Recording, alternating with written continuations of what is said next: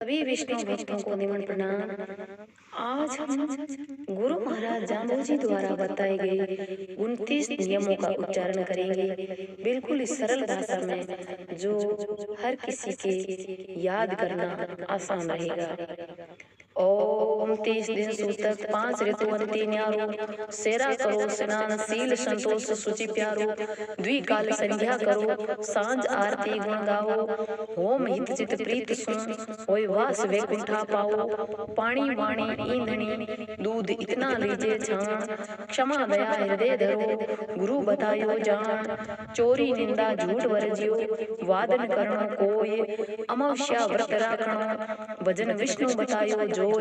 जीव दया पालनी रूख लीला नहीं घावे, अजर जरे जीवत मरे विवास स्वर्ग ही पावे, करे रसोई हाथ सो आन सो पला न लावे,